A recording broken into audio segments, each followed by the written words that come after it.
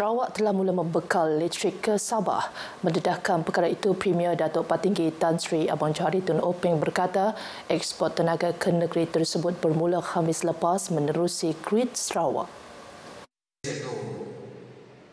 We have started supplying power through the Sarawak grid to Sabah. Now we are boleh jadi Borneo grid because we are supplying to West Kalimantan and we have investment in North Kalimantan, and in terms of energy production we are there.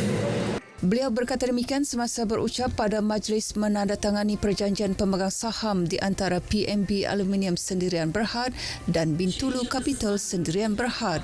Ekspor elektrik ke Sabah berkapasiti 30 MW, manakala 100 MW tenaga dibekal ke Kalimantan Barat sejak 2016. Menurut Premier, Sarawak juga bakal membekal 1 GW tenaga bersih ke Singapura. Perkembangan tersebut akan meletakkan Sarawak sebagai pemain utama tenaga di rantau ini.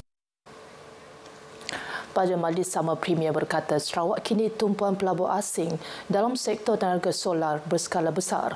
Arab Saudi antara yang telah menyatakan minat untuk melabur dalam sektor tersebut. Floating solar. We are producing energy from our floating solar in Batang Air now. Now we want to increase it to 100 MW.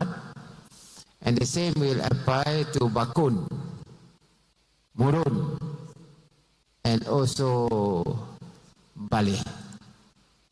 And we have investor already in the pipeline who wants to produce power through solar. Perkembangan itu bertepatan dengan kerjasama PMB Aluminium Sendirian Berhad dan Bintulu Capital Sendirian Berhad membangunkan loji aluminium berteknologi tinggi di Samalaju. Fasiliti tersebut akan menyokong industri global solar fotovoltaik. Ia akan menggunakan automasi canggih, robotik serta sistem kualiti digital bagi memenuhi permintaan pasaran serantau dan antarabangsa. Projek berkenaan juga meletakkan Bintulu sebagai pemain utama rantaian nilai solar global. Satu lagi, projek jambatan di Sarawak telah siap dan dibuka kepada orang awam bermula semalam. Jambatan Sebau di Bintulu hadiah Christmas buat penduduk di Sebau dan memberi harapan baru kepada mereka untuk masa depan yang lebih baik. It is opening our world from the other side to the outside. Orang kekak medak. Lepas kami tahu, bisi rumah kayu-kayu. So I believe that it's an interesting thing, especially for people from outside to see and experience the longhouse way of living. Kelompok aku udah jembatan tu oleh tengah mayu hotel dia rumah panjang. Mula kerja rumah panjang. Siti pemenang. Jadi mereka terima kasih ya sebagai kerajaan negeri Sarawak yang sudah tegak jembatan tu untuk rakyat di Sabah. Pra-pelancaran jambatan itu disempurnakan Timbalan Premier Datuk Ahmad Douglas Sugah Hambas. Jambatan sepanjang 728 meter merentasi Sungai Kemenah dibina dengan kos RM75 juta. Projek siap sebulan lebih awal dari jadual asal pada Januari tahun depan.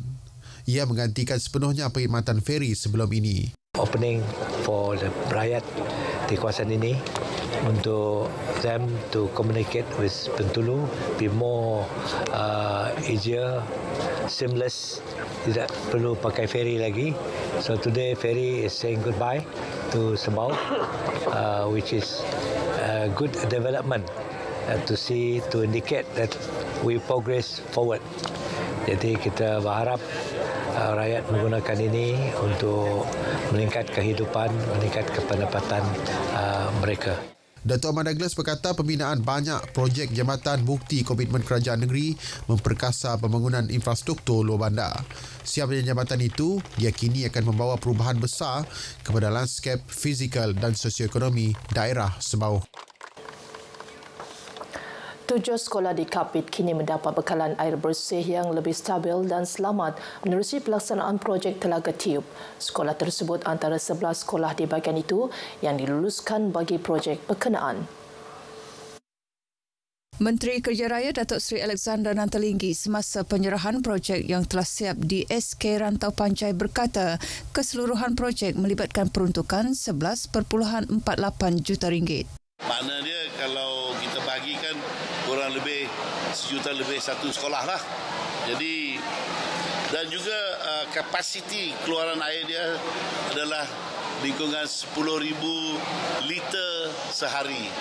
Yang itu memadai lah untuk kegunaan biasa harian di sebuah sekolah tu. Pelaksanaan projek merangkumi pembinaan tangki tangkungan air, tangki aras tinggi, rumah pam serta sistem mekanikal dan elektrikal. Ia turut melibatkan komponen pembaikan geofizik dan penggerudian bagi memastikan kualiti dan keselamatan air menepati piawaian. Bagi projek di 4 lagi sekolah, sistem tersebut belum dapat berfungsi berikutan kapasiti sumber air yang tidak mencapai standard minimum. Jabatan Kerja Raya akan mengemukakan kaedah alternatif kepada Kementerian Pendidikan untuk pelaksanaan kontrak susulan. Penyiapan projek tersebut di SK Rantau Panjai tempat pada masanya ketika sekolah berkenaan berdepan masalah bekalan air.